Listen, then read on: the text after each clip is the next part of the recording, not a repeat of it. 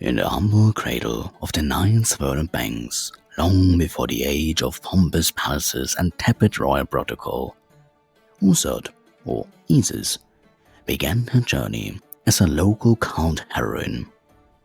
In those early days, she was not yet the omnipresent figure of divine motherhood and mystical prowess that we celebrate today. Rather, she was a modest deity whose quiet origins belied a transformative destiny.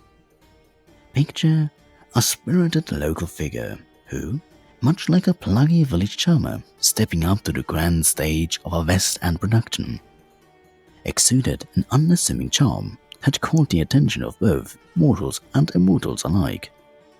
Her early worship was marked by intimate rituals and modest ceremonies, while the faithful invoked her nurturing qualities to secure fertility, protection, and the natural order of the cosmos.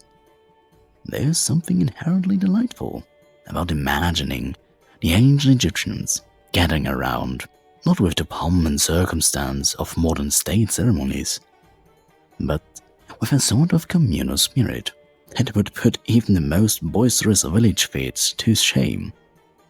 As the whispers of her deeds and gentle power spread along the fertile banks, Ūsat's local cult began to morph, almost as if she had taken a leaf out of the modern Rex the Richer's handbook to embrace a more expansive, almost revolutionary identity. Over time, her persona expanded beyond the confines of her regional origins, absorbing traits and powers that would later rival those of the principal deities of the Egyptian Pantheon.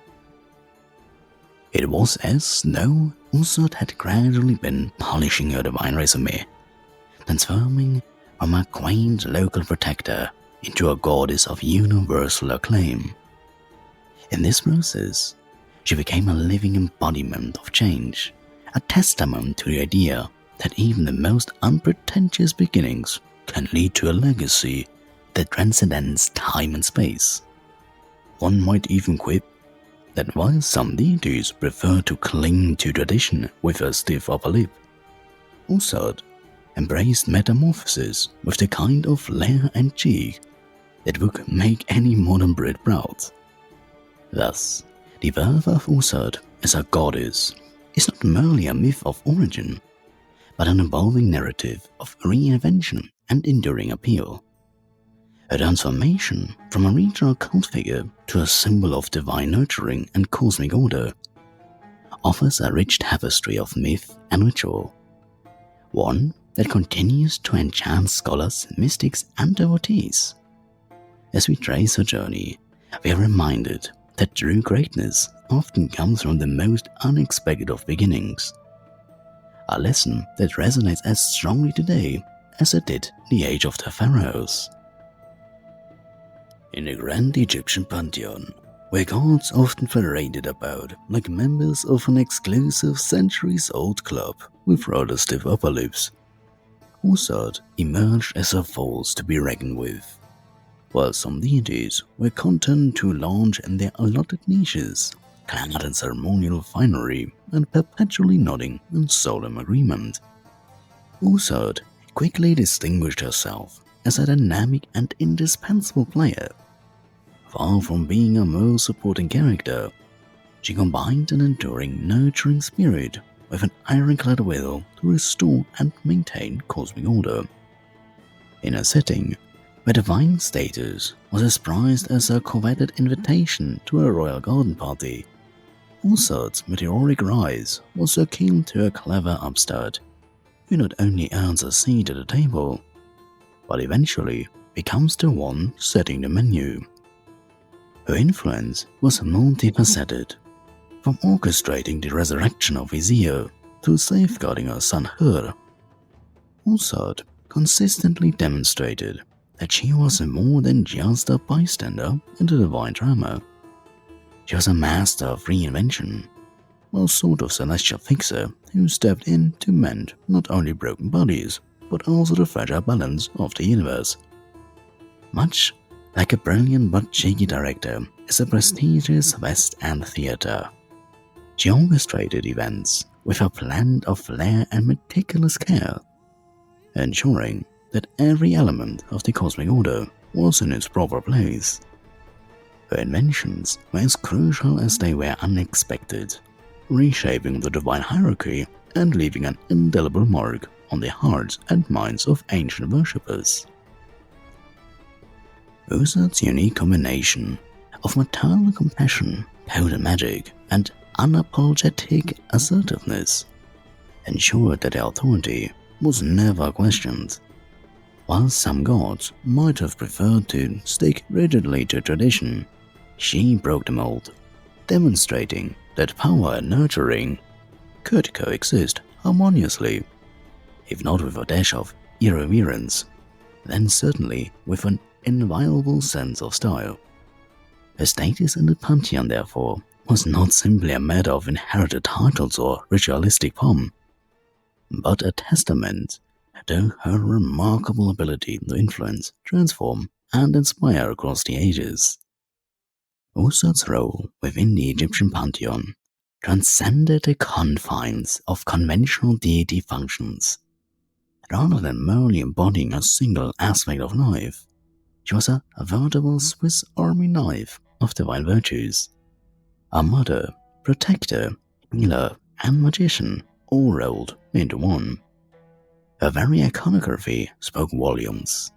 The throne cliff atop her head was not only a marker of her regal authority, but also a playful reminder of her origins, a nod to the idea that even a goddess must sometimes remember where she came from, no matter how high she ascends. The symbols, from the jeweled amulet to the cow horn headdress, became emblems of her enduring influence, each one a carefully chosen detail that celebrated her multifaceted nature. For the ancient Egyptians, these images were far more than decorative motifs. They were imbued with potent spiritual significance, in a manner reminiscent of the subtle yet unmistakable wit found in a perfectly executed British quip. Ūsat symbols carried layered meanings. They suggested not only the continuity of life and the promise of renewal, but also the pragmatic magic that kept chaos at bay. A magic that, much like a well-timed remark at a societal dinner, could diffuse even the most daunting of challenges. Functionally, Ūsat was revered as the ultimate guardian of the natural and supernatural realms. A protective mantle extended over every facet of life, ensuring that the cycles of birth, death, and rebirth maintained their delicate equilibrium. But invoked to heal the sick, restore order after a cosmic misshape, or bestow the blessings of fertility upon the land, her presence was a constant assurance that the universe was under capable and delightfully unconventional care. It is no exaggeration to say that her influence permeated every aspect of ancient Egyptian life, weaving a tapestry of myth and ritual that has continued to endure generations long after the fall of the pharaohs. Together, these functions and symbols cemented Ūsat's position, not only as a pillar of the Egyptian pantheon, but as an enduring cultural icon whose legacy transcends the boundaries of time and geography. Her multifarious roles and vivid imagery continue to serve as a rich source of inspiration, inviting both scholarly inquiry and the kind of affectionate, irreverent admiration typically reserved for the most beloved of characters. In the grand tapestry of Egyptian mythology, where gods engage in family disputes, more dramatic than royal scandal, and where cosmic order hangs by a thread of divine wit and wisdom, one tale stands above the rest: the story of Ūsat and Wesir. It is a saga of love, betrayal, loss, and resurrection. Essentially, all the ingredients for a gripping historical drama, minus the poorly written last season. At its heart, however, this myth is more than just a celestial soap opera. it is a foundational narrative that shaped Egyptian religion, funerary customs, and the very concept of kingship. And, of course, it is Ūsat, brilliant, resourceful, and ever determined, who takes center stage, proving that she is not merely a goddess of magic and motherhood, but also one of resilience and unparalleled cunning. So, the tale begins with Wesir, the benevolent ruler of Egypt, a god so beloved that even the fields seemed to flourish at the mere mention of his name. He was the bringer of civilization, law, and agriculture, and under his rule, Egypt prospered. But where there's light, there's always a shadow, and in this case, the shadow took the form of Ūsat, Wesir's brother, and the resident troublemaker of the Pantheon, who bore a grudge large enough to rival even the most bitter of Shakespearean villains. Ūsat, envious of Wesir's throne and seething with resentment, devised a cunning plan that would make even the craftiest of schemers not in reluctant admiration. Fashioned a beautiful ornate chest, precisely measured to fit Wesir's divine proportions, and during a grand banquet, he presented it as a prize to whoever could line it perfectly. Now, Wesir, perhaps a little too trusting, or perhaps just indulging in a bit of good-natured competition, stepped inside. The moment he did, such followers slammed the lid shut, sealed it with molten lead, and cast it into the Nile.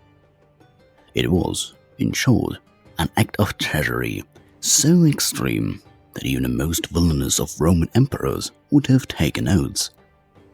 The chest, carried by the river's currents, eventually drifted far away, leaving Ūsat to face the unthinkable, the loss of her beloved husband, and the balance of Ma'at, the cosmic order, in peril. Yet, Ūsat thought Ūsat would simply resign herself to widowhood and divine despair. He had sorely underestimated her. Unlike the other gods, who might have wrung their hands and sighed dramatically about fate, Ūsat sprang into action with the urgency of a woman who refused to let tragedy define her. She embarked on a relentless quest to find Wesir's body, scouring the lands and waters with the unwavering determination of an ancient detective on her most important case yet. Her journey took her to the distant land of Byblos, where Wesir's coffin had lodged itself within the trunk of a great tree, so magnificent that the local king had it cut down and fashioned into a pillar for his palace. One could say Wesir had inadvertently become the world's first divine interior decoration. Using her wit and quiet authority, Ūsat ingratiated herself into the court of Byblos, where she eventually retrieved the coffin and brought Wesir back to Egypt. But her trials were far from over. Ūsat, upon discovering that his brother had been recovered, took his villainy a step further, because why settle for murder when you can go for complete annihilation? He hacked Wesir's body into 14, in some version even 16, pieces and scattered them across the land, ensuring that even in death, Wesir would be fragmented and powerless. It is at this point in the myth that Ūsat proves beyond a doubt that she is revered as the ultimate protector, magician, and divine strategist. With the help of her sister, Motherhood, or Ūsat, she embarked on a second journey, one that would cement her place in mythological history. Piece by piece, she recovered Wesir's body, sewing him back together with the delicate care of a devoted priestess and the sheer willpower of a woman determined to defy fate itself. Yet, there was one crucial problem. One part of Wesir remained lost, the phallus, which, in a rather unfortunate turn of events, had been swallowed by a fish in the Nile. Unfazed, because at this point she had seen it all, Ūsat used her unparalleled magic to fashion a replacement, ensuring that Wesir could be made whole again, at least in spirit. But here's where the story takes its most miraculous turn. Ūsat, using her divine magic and unparalleled knowledge of the sacred arts, breathed life back into Wesir, if only for a brief moment. In that fleeting night, the goddess conceived a son, Her, or Horus, who would grow to challenge Sage and reclaim his father's throne. Wesir, meanwhile, though restored in form, could not return to the land of the living. Instead, he took his place as the ruler of the underworld, where he would judge the souls of the dead for eternity. And this myth, though dramatic in every conceivable way, was far more than a gripping tale of divine love and vengeance. It was the very foundation of Egyptian religious thought. It explained the cycle of life, death, and rebirth, reinforcing the belief that no one was truly lost if they were properly mourned, honored, and restored through ritual. Wesir's resurrection was not a full return to life, but it was enough to cement the idea that death was not the end, merely a transition. And at the heart of this cosmic drama, we find Ūsat, the devoted wife, the tireless seeker, the master of magic, who could defy even the finality of death itself. Her role in this tale would elevate her to unparalleled heights in Egyptian consciousness. She was not just a goddess to be worshipped, she was a model of devotion, intelligence, and divine power. Pharaohs would later claim descent from her, tying themselves to Ūsat's legacy, and her influence would only grow as centuries passed. But for now, in this chapter of her story, we see her not as the all-powerful queen of the heavens, but as a grieving wife and determined mother, who, against all odds, refused to accept the loss as the final word. And in that refusal, she reshaped the very fabric of myth and belief for generations to come. Now, the myth of Ūsat and Wesir is, at its heart, a tale of love and loss, of death and rebirth. But to the ancient Egyptians, it was also something far more profound. A divine blueprint for the afterlife. If Ūsat could restore Wesir, piecing him back together with incantations and devotion, then surely, with the right rituals, ordinary mortals could also find their way to eternity. And thus, the mourning goddess of myth became the patron of funerary rites, and her story became the backbone of Egyptian religious practices surrounding death and burial. Picture, if you will, an ancient Egyptian funeral procession. The air is thick with incense, priests chant sacred hymns, and professional mourners kneel theatrically, because if there was one thing the Egyptians understood, it was the importance of a good dramatic performance. And at the center of it all, woven into the very fabric of the rites, is Ūsat, watchful, mournful, and omnipresent, ensuring that the deceased follows in the footsteps of Wesir, stepping from the realm of the living into the embrace of the afterlife. Ūsat's role in funerary traditions was not mere symbolism. She was an active participant in the rites of death. She was invoked to protect the deceased, to guide their souls, and, most crucially, restore their fragmented spirit in the same way she had restored her husband. The texts that accompanied burials, from the pyramid texts of the Old Kingdom to the later coffin texts and the famous Book of the Dead, are littered with references to Ūsat's protective magic. She was the divine mourner, the spellweaver, the one whose tears shed for Wesir were said to cause the very Nile to flood each year, a poetic touch that turned her grief into the sustenance of the entire land. Her role in the resurrection of Wesir directly influenced the concept of mummification, the grand process by which bodies were preserved for the afterlife. It was Ūsat, after all, who carefully reassembled Wesir, binding his limbs and wrapping him with spells and sacred words. In this sense, every embalmer in ancient Egypt was, in a way, reenacting Ūsat's sacred duty, ensuring that the deceased could live again in the Ūsat, the underworld ruled by Wesir himself. But it was not just kings and nobles who sought Ūsat's protection and death. As her worship expanded, even ordinary people turned to her, seeking her intercession in ensuring safe passage to the afterlife. Funerary amulets, particularly Ūsat amulet, a mysterious, lobed symbol, often called the nut of Ūsat, became widespread. The Ūsat was believed to grant the protection of the goddess herself, safeguarding the wearer from harm both in life and beyond the grave. Much like carrying a lucky charm today, though perhaps with slightly higher stakes.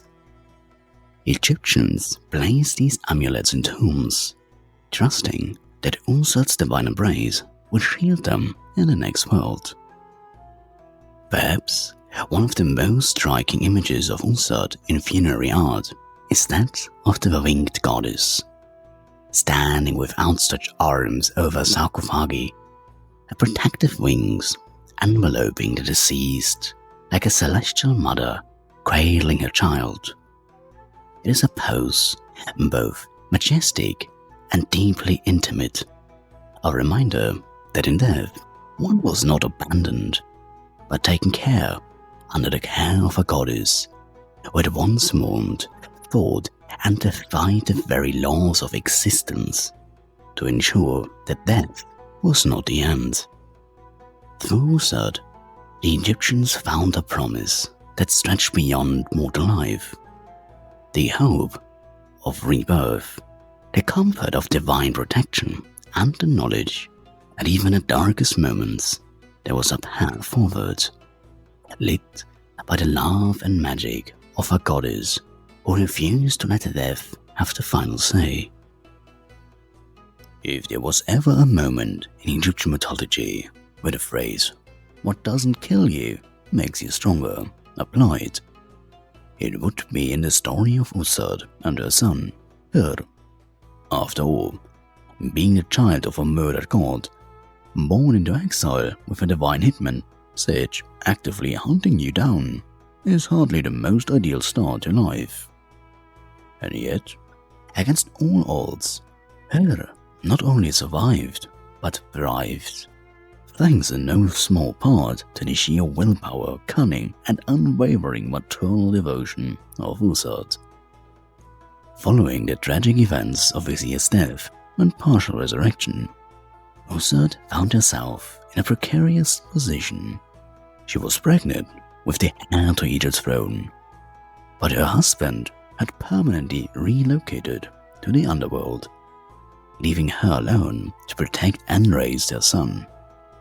To make matters worse, Sage, who by now had fully embraced his role as mythologica's most determined usurper, was well aware that as long as Ūr lived, his claim to Wesir's throne was in jeopardy. Naturally, his solution was as unsubtle as ever: find the child and eliminate him.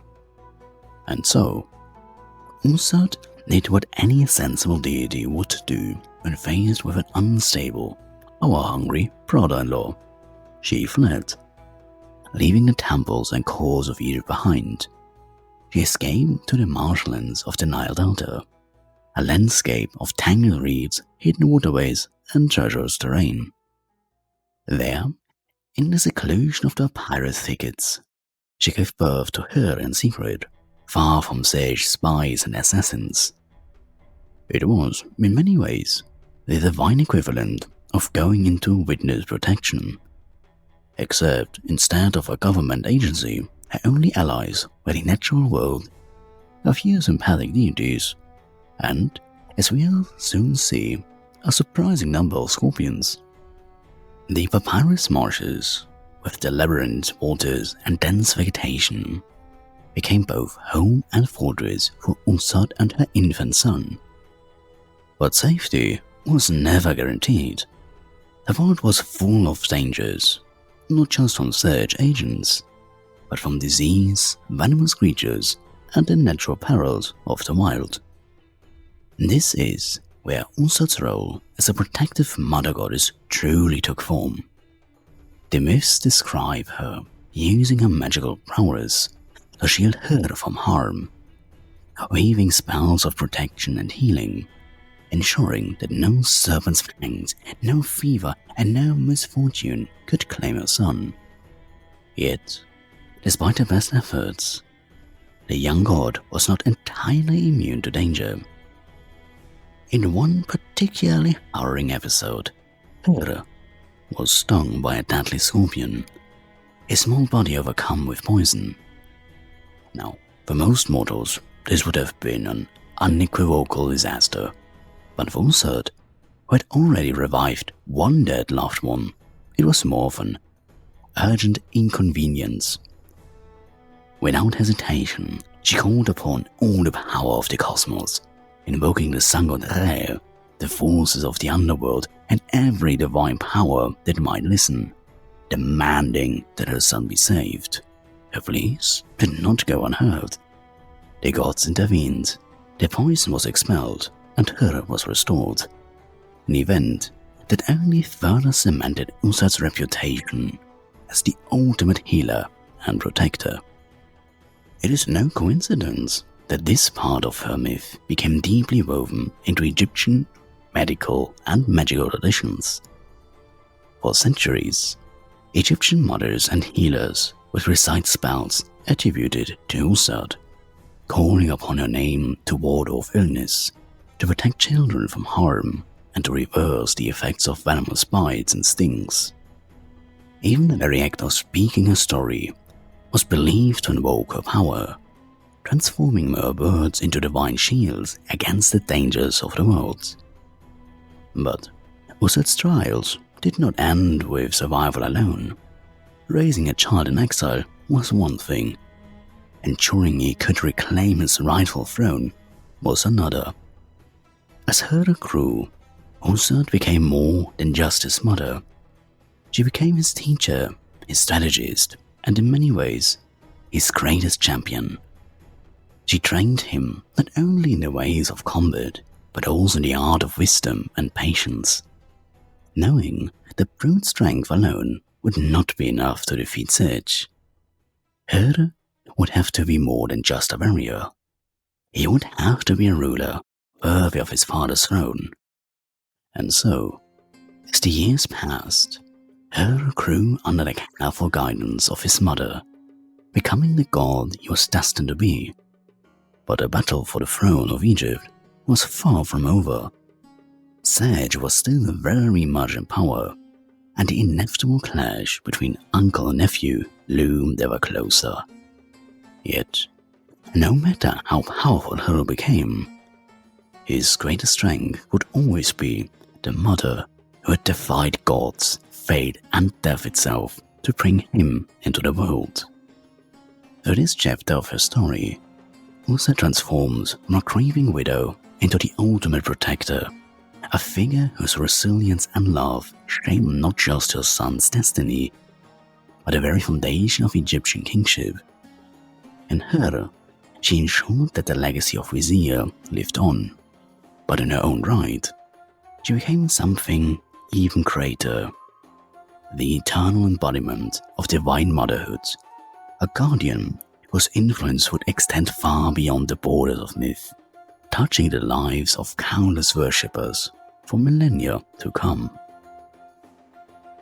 If one were to compile a list of history's most devoted bodyguards, names like the Praetorian Guard or the Queen's Household Cavalry might come to mind.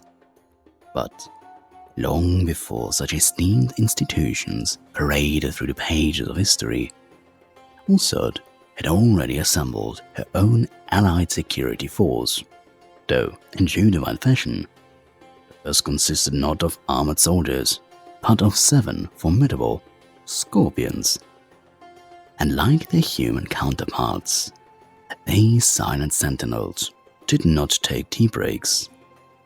The legend of Ūsat and the 7 scorpions unfolds during a period of exile, when she was still wandering the marshlands with her infant son, Ūl, seeking shelter from Sage's relentless pursuit. As a goddess on the run, she had no grand temple to reside in, no opulent palace to offer protection, only the goodwill of strangers and the watchful presence of her scorpion guardians. These were no ordinary creatures. They were divine emissaries, loyal to Ūsat and imbued with the potent magic of the gods. Each scorpion bore a name, their identities resonating with power. Tefin, Mefin, Mested, Mestetev, Betet, Tetet, and Matet. Try saying that 3 times fast. On one particular evening, weary from travel, Ūsat arrived at the edge of a town, seeking shelter for the night. She knocked upon the door of a wealthy woman, hoping for a simple act of kindness. But the woman, either unaware of Ūsat's divinity or simply possessing the temperament of a particularly inhospitable innkeeper, turned her away. To deny help to an exiled goddess was already an unwise decision, but to do so while she was accompanied by 7 venomous scorpions, that, as they say, was a mistake. The scorpions, outraged at the woman's colossusness, conspired among themselves. Tefin, the leader, took charge of the plan. The others pulled their venom together, transferring their collective toxicity into Tefin's stinger, turning it into a weapon of unparalleled potency. As the wealthy woman retreated into her home, Tefin slipped inside unnoticed and delivered a single fatal sting, not to her, but to her young son. It was a calculated move, one that immediately shattered the woman's cold indifference. Faced with the agony of her dying child, she cast aside her wealth, her pride, and her previous refusal. In desperation, she rushed back to Ūsat, pleading for mercy. And here is where the story takes an unexpected turn.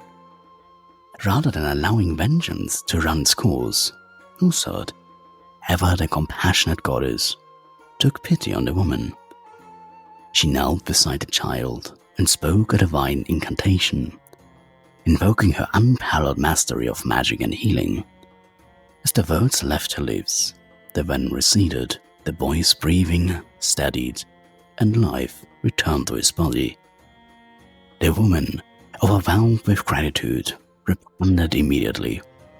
She threw open the doors of her house, offering Ūsat not only shelter, but all the wealth she possessed. Yet, Ūsat, rather above material concerns, accepted only the goodwill, allowing the moment to serve as a lesson in humility and divine justice. This myth, while seemingly a simple tale of hospitality and divine intervention, carried significant weight in Egyptian society. For one, it reinforced the importance of generosity and kindness, a moral that resonated deeply with the values of Ma'at, the fundamental principle of truth and balance. To turn away a traveler in need was to invite the wrath of the gods, but to show compassion even after mistake was to align oneself with divine favor. More practically, this legend became a crucial part of Egyptian healing magic. Just as Ūsat had spoken the words to neutralize the scorpion's venom, priests and healers would recite similar spells over the afflicted, invoking her name to drive out poison and illness. The belief in her protective powers was so widespread that even those outside of priestly circles carried small charms or amulets bearing her image, trusting that her divine intervention could ward off harm. In this tale, Ūsat once again reveals herself to be more than just a grieving widow or a protective mother. She's a force of justice, compassion, and divine authority. She is capable of commanding deadly creatures, wielding immense magical power, and when necessary, showing mercy even to those who first denied her aid. Whether in martial exile or temple splendor, her power remained undiminished, and her role as a guardian goddess continued to shape the beliefs of her followers for generations to come. If Egyptian mythology had a most influential deity award, Ūsat wouldn't just win it, she'd have been the undisputed reigning champion for centuries. While many gods and goddesses had sway over specific aspects of life, Ūsat transcended categorization, becoming not just a divine mother, healer, and magician, but also a symbol of kingship, power, and royal legitimacy. Her influence on Egyptian rulers was so profound that pharaohs didn't merely worship her, they borrowed her divine playbook, using her mythos as a template for their own rule. To understand Ūsat's political influence, one must first examine her role in the mythological structure of divine kingship. Pharaohs were not seen as mere mortal rulers. They were the living embodiment of Ur, the son of Ūsat and Wesir. This was not just a convenient association, it was a deliberate and meticulously cultivated ideology that placed Ūsat at the very heart of Egyptian rulership. By portraying themselves as Ur on earth, pharaohs ensured that their authority was not simply a matter of earthly governance, but one of divine right, ordained and protected by the most powerful mother in existence. So, the image of Ūsat nursing the infant Ur became one of the most enduring and politically significant symbols in Egyptian history. Depictions of the goddess cradling her son were not merely religious representations, they were statements of legitimacy. Just as Ūsat nurtured and protected Ur, so that he could fulfill his destiny as Egypt's rightful ruler, so too did every pharaoh claim to be under her divine care. This imagery was so influential that it extended beyond Egypt, finding echoes in later depictions of the Virgin Mary nursing the infant Jesus, a testament to Ūsat's far-reaching impact on religious iconography. Pharaohs eagerly aligned themselves with the mythology of Ūsat, ensuring that their own lineage mirrored the celestial mother-son dynamic. Queens too found in Ūsat a powerful role model. Many royal women, from the earliest dynasties to the later Ptolemaic queens, styled themselves as the earthly embodiment of Ūsat, reinforcing their position as both political figures and divine intermediaries. In a world where kingship was as much about perception as power, invoking Ūsat provided rulers with an undeniable stamp of celestial approval. Ūsat was not just a passive maternal figure, she was an active force behind the restoration of Wesir and the ascension of Ur. Unlike some mythologies where female deities exist merely to support male gods, Ūsat took center stage, a strategist, a warrior, and when necessary, a ruthless tactician. This made her an ideal archetype for queens and royal mothers who wielded significant influence behind the scenes. Throughout Egypt's history, powerful queens like Hatshepsut, Nefertari, and Cleopatra VII adopted Ūsat's persona, aligning themselves with her divine authority. These queens were not content to sit idle by. They engaged in political maneuvering, ruled in their own right, and, much like the goddess they emulated, ensured that their lineages remained intact. To claim Ūsat as a divine protector was to claim her shrewd intelligence, resilience, and near boundless influence. Even funerary traditions, the Ūsat Wesir her triad, played a role in securing royal eternity, just as Ūsat restored Wesir and ensured Her's inheritance. She was invoked to protect deceased pharaohs, guiding them through the afterlife and legitimize their continued existence as divine rulers. Ūsat's influence on kingship did not end with the pharaohs. Even as Egypt's power waned and foreign rulers took control, Ūsat's role as the divine mother of kingship endured. The Ptolemies, the Greco-Macedonian dynasty that ruled Egypt after Alexander the Great, embraced Ūsat with fervor, merging her identity with Greek goddesses like Aphrodite and Demeter.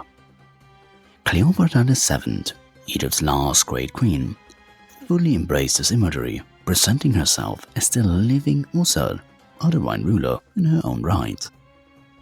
This association with royal power extended far beyond Egypt's borders.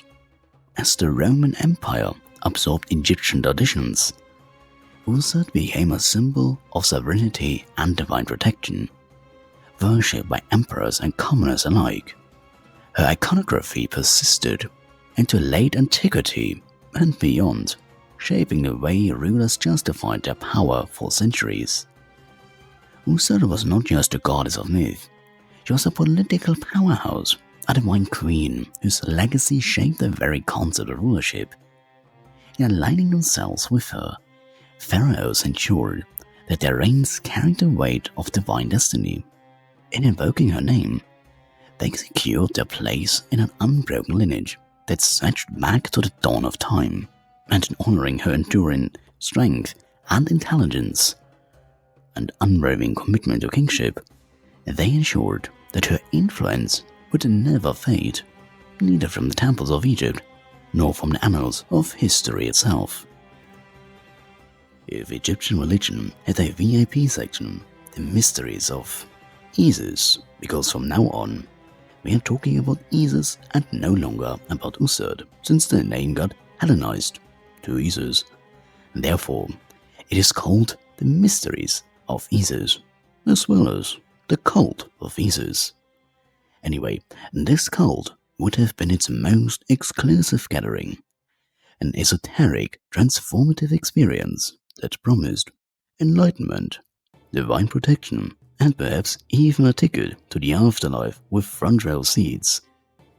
While most Egyptian religious practices were performed in grand public temples, with priests and worshippers paying homage in broad daylight, the cult of Isis had something far more intriguing to offer: mystery rites, secret initiations, and the promise of deeper cosmic knowledge. So, unlike many of her divine counterparts, who remained firmly rooted in state-sponsored rituals, Ūsat extended her influence beyond the temple walls.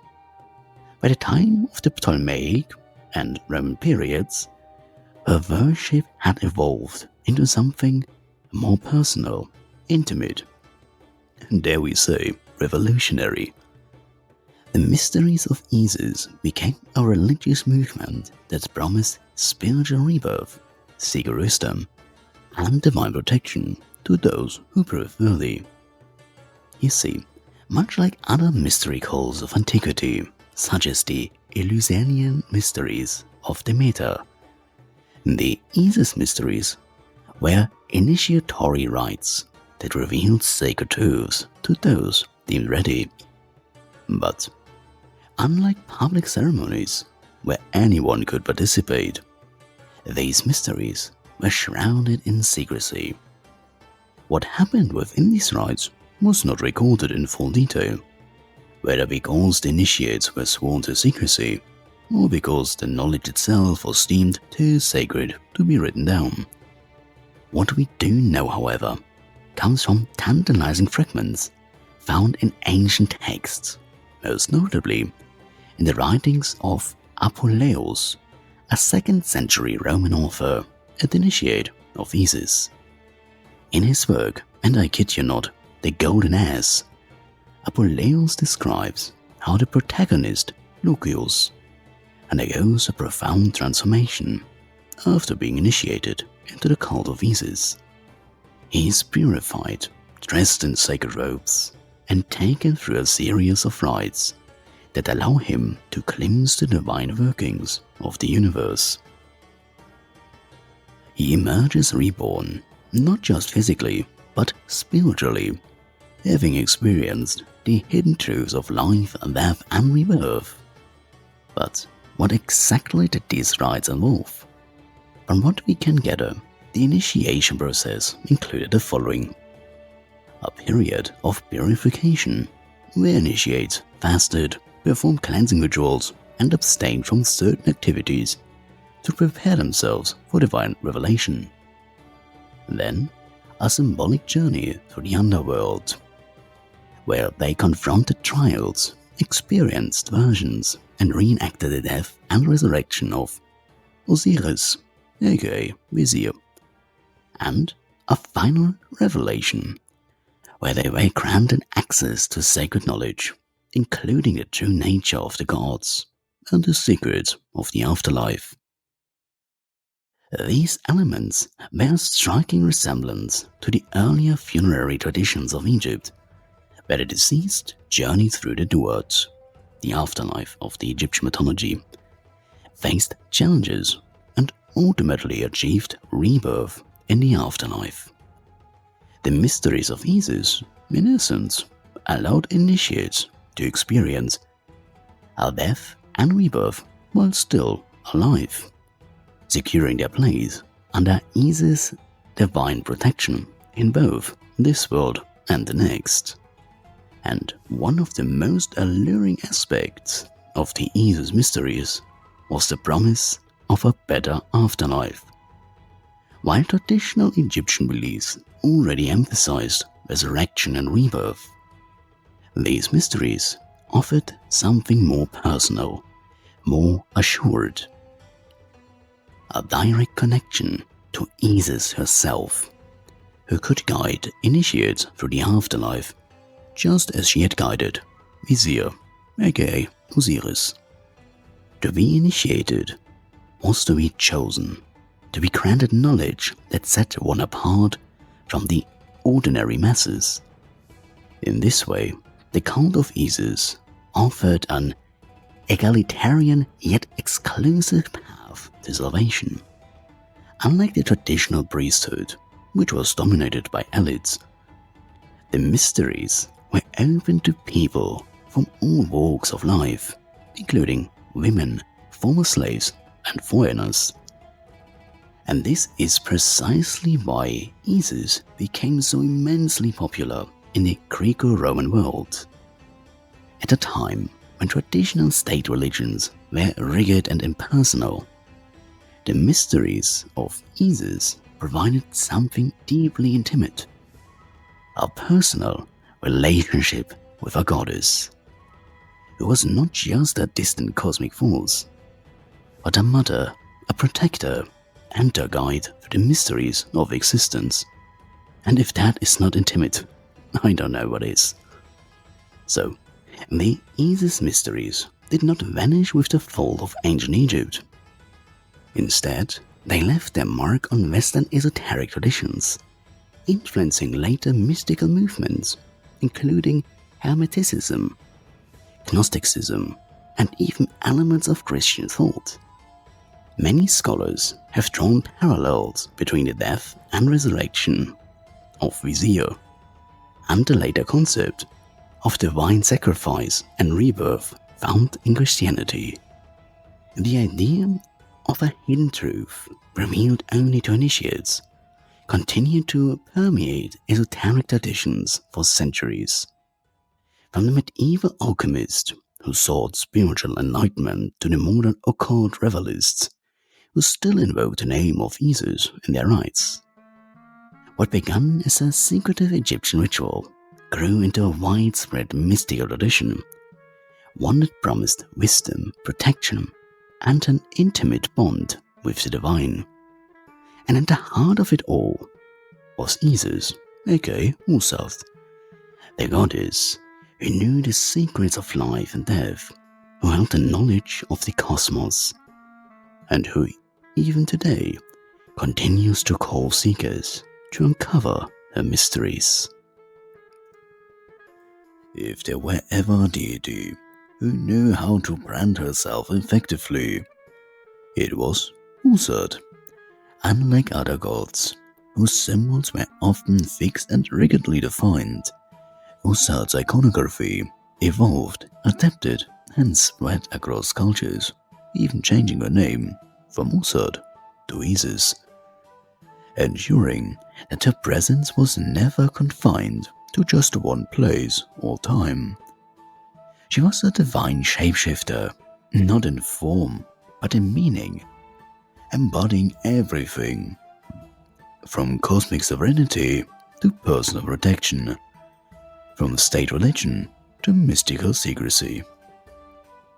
And through it all, her symbols, each carrying layers of esoteric meaning, ensured that her magic endured long after the temples of Egypt had crumbled into dust. So, let's start with the most iconic of her symbols, the throne glyph, pronounced Ust. This was more than just a convenient headpiece for artistic flair. It was a direct statement of power. The glyph itself, representing a throne, was not just a decorative element. It was a declaration that Ūsat was inextricably linked to kingship, whether as the mother of her or as the hidden power behind the throne. Ūsat was never just a passive figure. A symbol ensured that every ruler of Egypt, whether he acknowledged it or not, owed something to her divine authority. But there's something even more fascinating about this glyph. It wasn't just a symbol of rule, it was also a magical tool. The throne glyph in hieroglyphic writing could signify stability, protection, and divine legitimacy, reinforcing the idea that kings ruled not by their own might, but through Ūsat's silent guiding hand. To wear the mark of Ūsat was to be protected, empowered, and legitimized, a truth that Egyptian queens and even foreign rulers would later embrace with enthusiasm. So, if you thought the Ankh was the most popular Egyptian amulet, then let me introduce you to its equally potent counterpart, the Ūsat or Tiet, also called the Knot of Ūsat or Isis. Visually, it looks a bit like the Ankh, but with a looped, flowing shape, almost like a sash tied at the sides. But its power, far beyond that of a mere ornamentation. The Ūsat was a symbol of protection, resurrection, and divine magic, particularly for the deceased, placed within tombs and wrapped among the bandages of mummies. It was believed to grant Ūsat's personal protection in the afterlife. This wasn't just an abstract concept. Egyptians believed that Ūsat's own blood, her life force, was imbued into the Ūsat, making it a talisman of immense mystical power. Some even believed that the shape represented a cloth soaked in her divine energy, a cosmic safeguard against malevolent forces lurking in the woods. But the Ūsat was not just for the dead, it was also worn by the living.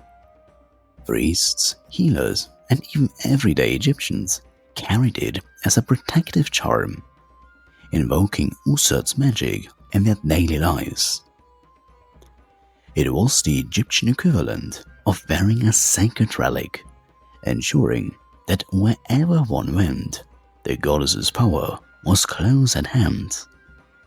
Now, if Ūsat's throne glyph symbolized kingship and her two-head amulet represented personal protection, then her winged form embodied something even more sublime: the power of divine flight, transformation, and protection over the cosmos itself. Depictions of Ūsat with outstretched wings were among the most breathtaking in Egyptian art. Often, she was shown kneeling, arms extended, her wings spanning the breadth of tomb walls or temple faces. But this wasn't just artistic flair. Her wings had deep magical significance. In funerary contexts, Ūsat's wings symbolized her ability to revive the dead and shield the departed on a journey through the afterlife. The act of spreading her wings over Wesir was a moment of profound spiritual power, an invocation of divine energy that bridged the gap between life and death. And yet, her winged form was more than just a funerary motive. In magical texts, Ūsat's wings were invoked to dispel darkness, ward off evil, and summon healing winds. Even beyond Egypt, in later mystical traditions, she became associated with the cosmic air, the breath of life, and the unseen forces that guided existence. Perhaps the most esoteric and elusive of all Ūsat's magical attributes was her power over names. We have already discussed how she outfitted Re by acquiring his secret name. But this was only one aspect of her mastery over language and hidden knowledge. In Egyptian magic, to know her name was to wield power over the thing it represented. To name something was to define it, to limit it, to command it.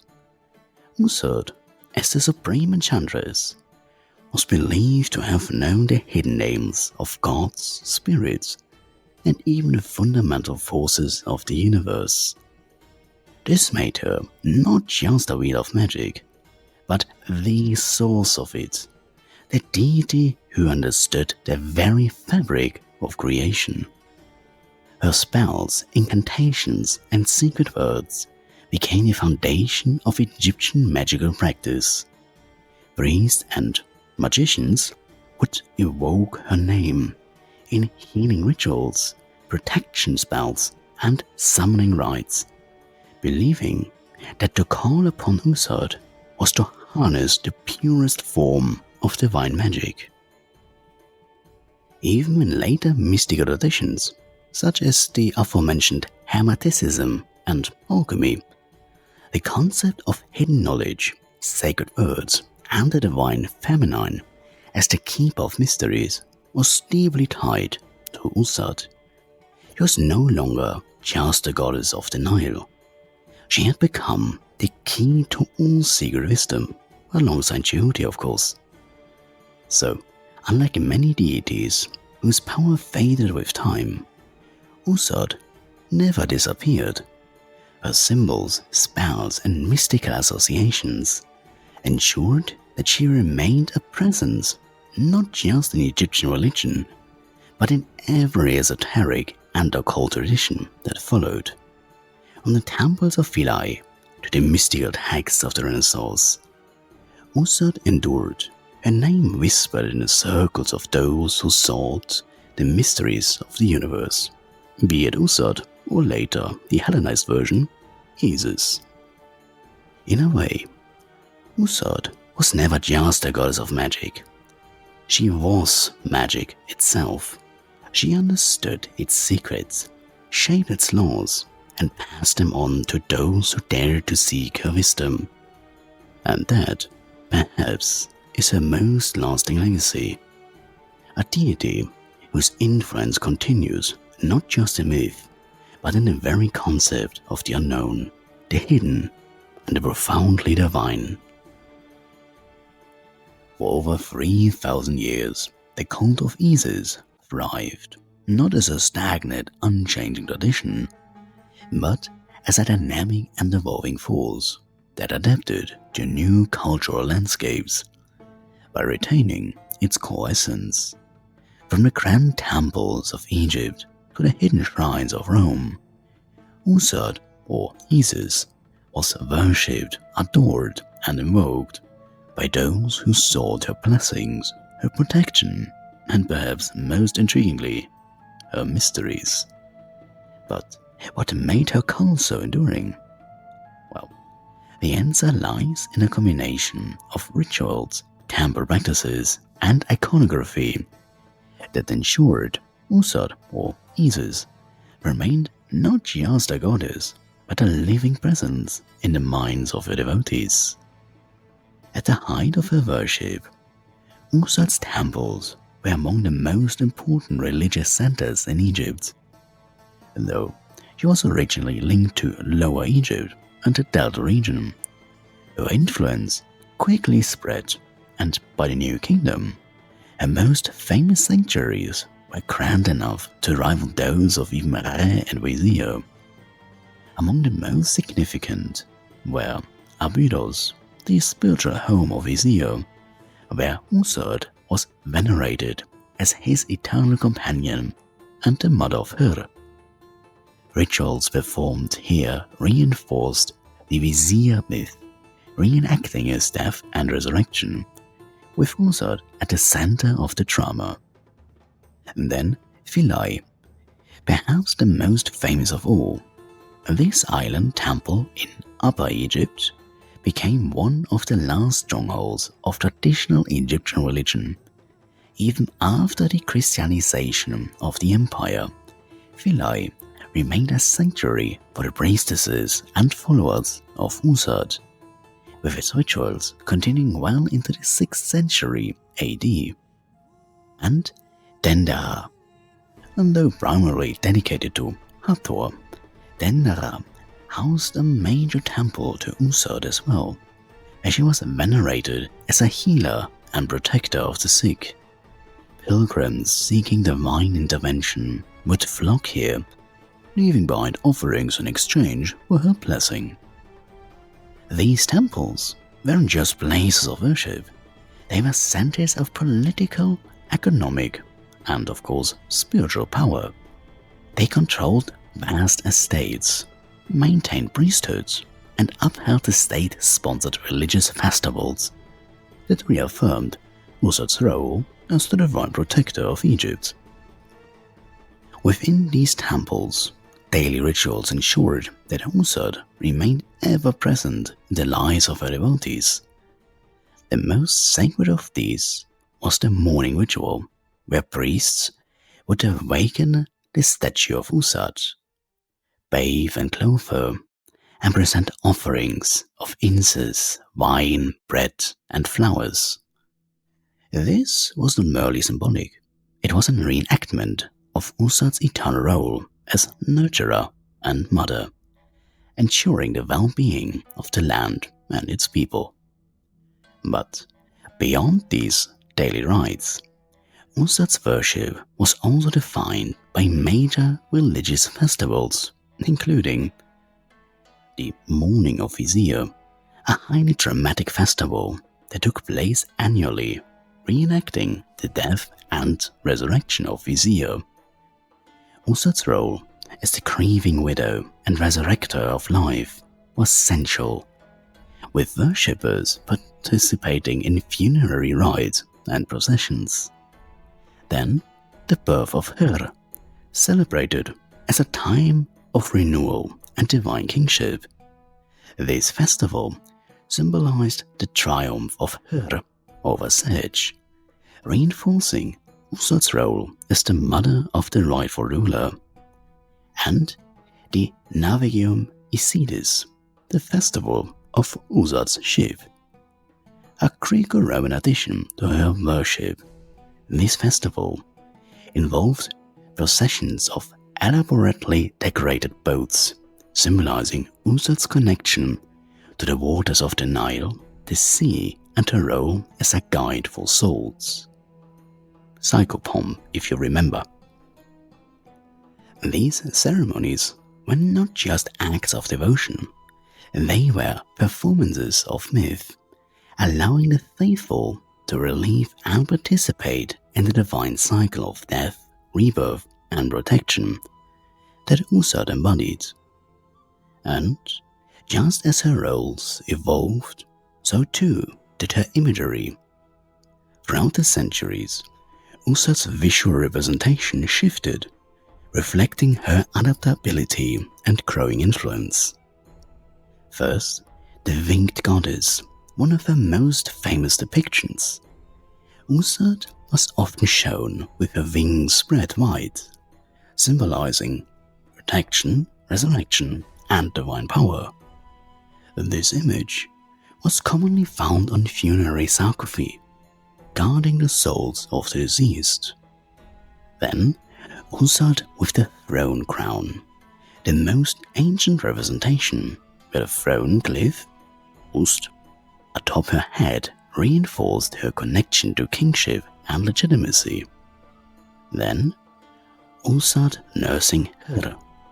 This image, depicting Ūsat breastfeeding her son, became one of the most influential religious motifs of all time, later influencing Christian iconography of the Virgin Mary and the infant Jesus. And Ūsat with the sun disk and cow horns. In this version merged her attributes with Hathor, the cow goddess of love and motherhood, reflecting her role as a nurturing and cosmic deity. This diversity of imagery allowed Ūsat to transcend cultural boundaries, whether as a protector of the dead, a divine mother, or a cosmic ruler. Her representations ensured that she remained relevant to all facets of Egyptian society and beyond. Now, one of the most fascinating aspects of Ūsat's cult, or Isis cult, was its inclusion of women in religious life. While many Egyptian priesthoods were dominated by men, Isis worship allowed for female priestesses, known as God's Wives of Amun, or simply priestesses of Isis. These women played a crucial role in temple ceremonies, chanting hymns, performing sacred rites, and ensuring the goddess' continued veneration. Beyond the temple walls, Isis' influence extended into the daily lives of Egyptian women. She was invoked during childbirth, sought for protection against illness, and revered as the ideal model of motherhood and wifely devotion. Even non-royal women carried amulets of Isis or Ūsat, trusting in her magic to bless their families, guide them in times of struggle, and ensure their safe passage into the afterlife. So, by the time of the Greco-Roman era, Isis temples were no longer confined to the Nile Valley. Her cult had spread across the Mediterranean, with shrines in Greece, Italy, Asia Minor, and even Britain. She was worshipped in Delos, Pompeii, and Londinium, which would be the Roman London, where merchants, sailors, and even Roman emperors sought her divine favor. This expansion was no accident. Isis had become a goddess of the people, one whose mythology and universal themes of love, loss, and renewal transcended cultural differences. Her adaptability allowed her to merge with Greek, Roman, and even Persian religious traditions, ensuring that her influence continued long after the fall of the pharaonic Egypt. So, through her temples, rituals, and symbols, Ūsat, or Isis, became more than just an Egyptian goddess. She became a universal deity, venerated in lands far beyond her homeland. The legacy was so powerful that even as other gods faded from memory, Ūsat, or later Isis, remained, whether as a mystical figure in esoteric traditions, an inspiration for later religious imagery, or even as a symbol of female power and resilience. From the sacred halls of Philae to the streets of Rome, on the throne of kings to the amulets of commoners, Ūsat, or Isis, was, and in many ways still is, the eternal goddess, guiding those who seek her with the same wisdom, love, and magic that defined her story for millennia.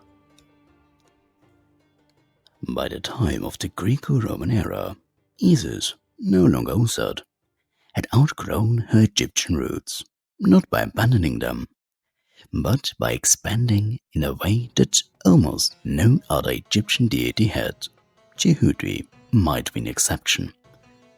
While gods like Wesir and Her remained closely tied to Egypt, Isis became a global goddess, crossing borders, adapting to new cultures, and securing a place in the spiritual consciousness of the Mediterranean world. From the streets of Alexandria to temples of Rome, from the bustling ports of Asia Minor to the far reaches of the British Isles, Isis transformed from a queen of Egypt into a queen of the world. You see, Isis' journey beyond Egypt was not accidental. It was the result of centuries of cultural exchange, conquest, and religious fascination. The Greeks had already shown a keen interest in Egyptian gods, often equating them with their own, for example, Ģeūtwi and Hermes. To them, Isis wasn't just an exotic foreign deity.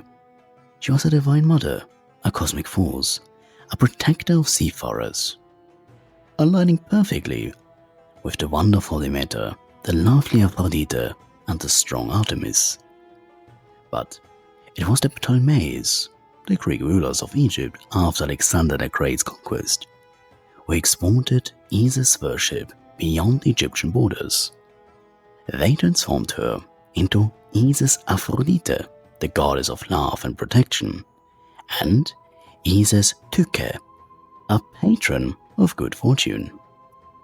Temples dedicated to her sprung up across the Greek world, from Delos in Athens to Ephesus and Rhodos.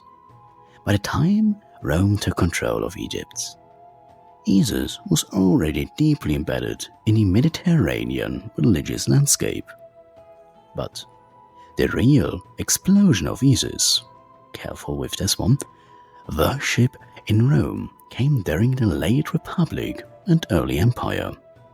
As Rome expanded, it encountered Egyptian mysticism, elaborate rituals, and mystery cults, all of which had a seductive allure for Romans looking for more personal and emotional forms of worship than their state-centered cults provided. So, when Isis first arrived in Rome, she was not immediately welcomed with open arms. In fact, the Roman Senate was deeply suspicious of her cult, viewing it as a foreign, subversive, and dangerously popular. Well, to be fair, those were all rather accurate descriptions.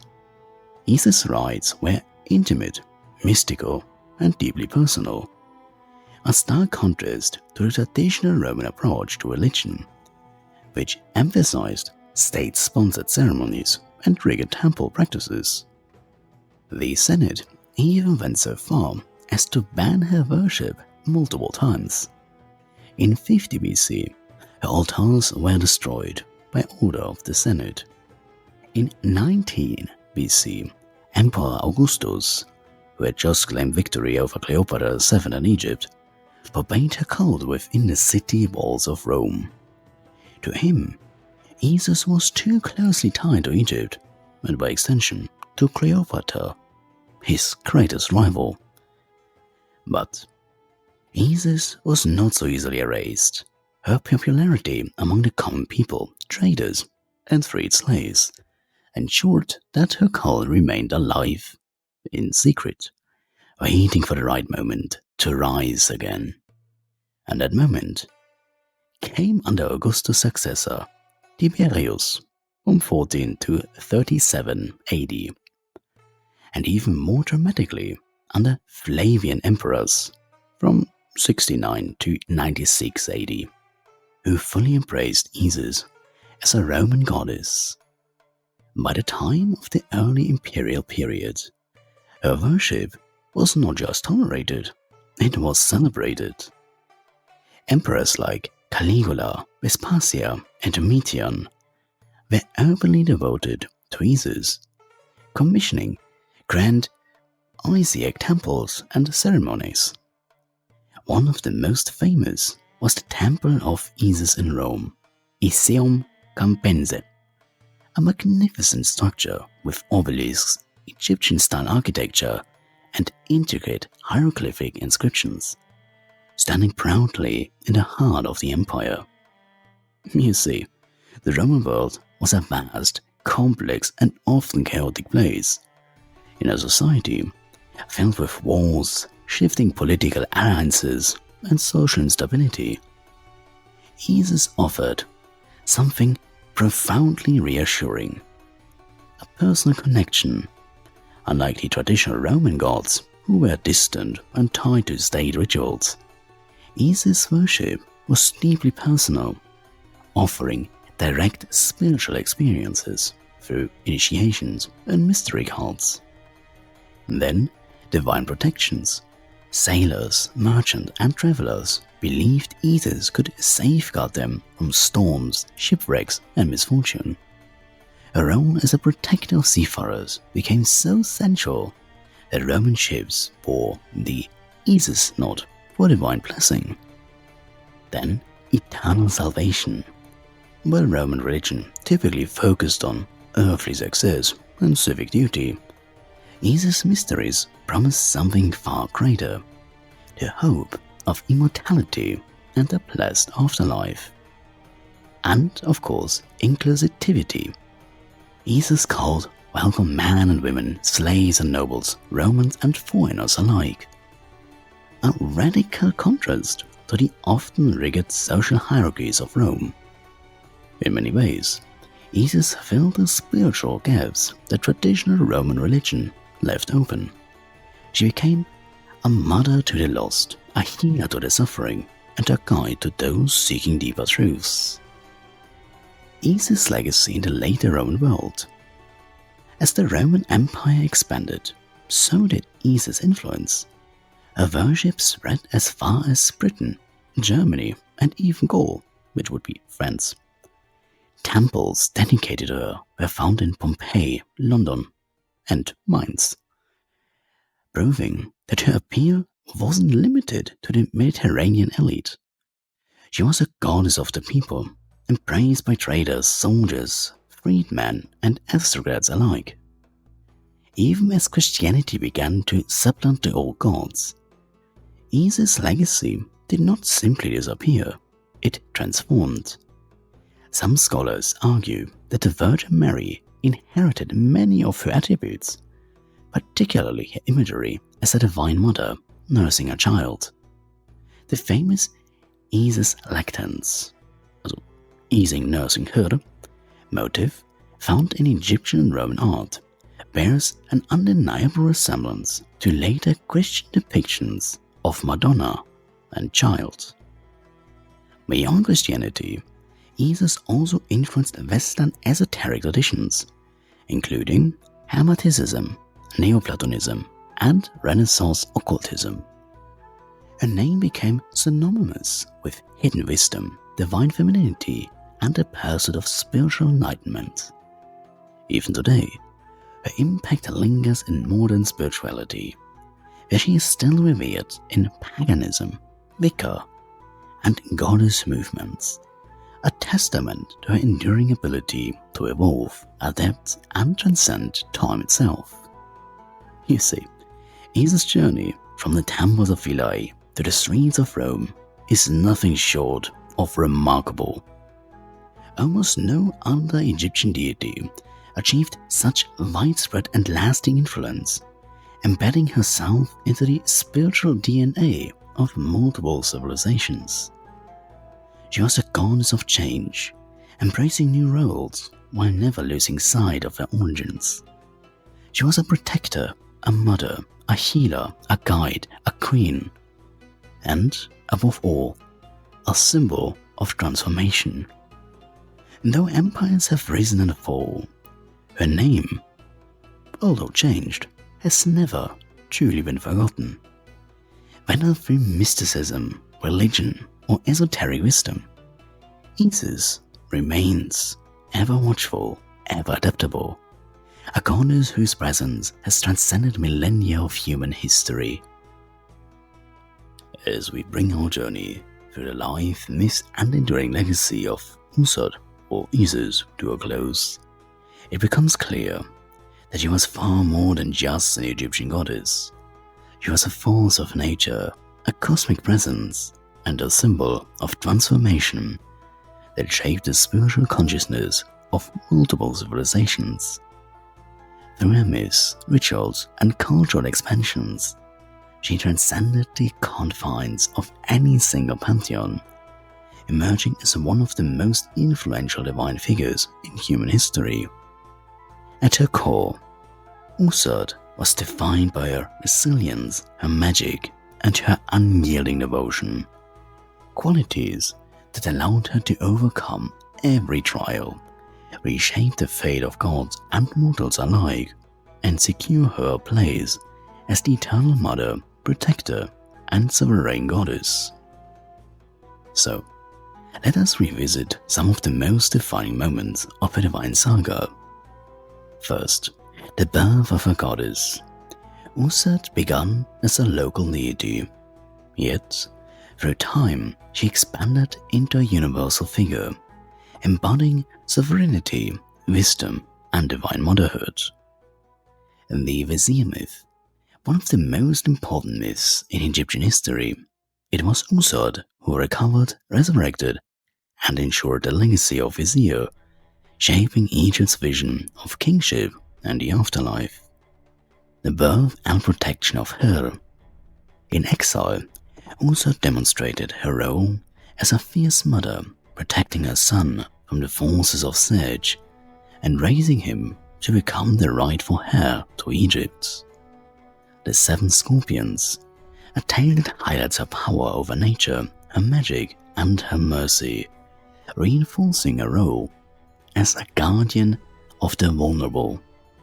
And the secret name of Re, the moment when Ūsat, through her intelligence and master of magic, acquired the hidden name of the supreme sun god himself, securing her position as one of the wisest and certainly one of the most powerful sorcerers in Egyptian mythology. Each of these myths reinforced Ūsat's divine qualities, her ability to overcome adversity, to defy fate, to wield magic, and to act as a mediator between gods and mortals. She was not simply a participant in these stories. She was the driving force, shaping the narrative and ensuring that order, justice, and continuity prevailed. And beyond myth, Ūsat's worship, later Isis worship, evolved into something far greater than a simple temple cult. She became a global goddess, absorbed into the spiritual traditions of Greece, Rome, and beyond. In Egypt, she was the eternal mother and protector of the pharaohs, her influence intertwined with divine kingship. In Greece, she merged with the wonderful Demeter, the lovely Aphrodite, and the strong Artemis, embodying themes of fertility, love, and protection. In Rome, her worship flourished, with emperors and commoners alike seeking her blessings for safe passage, healing, and personal salvation. And, through mystery cults, she became a goddess of personal enlightenment, promising knowledge, protection, and even afterlife to her most devoted followers. Ūsat was not bound by a single form or function. She was all things to all people, adapting to the needs of every society that embraced her.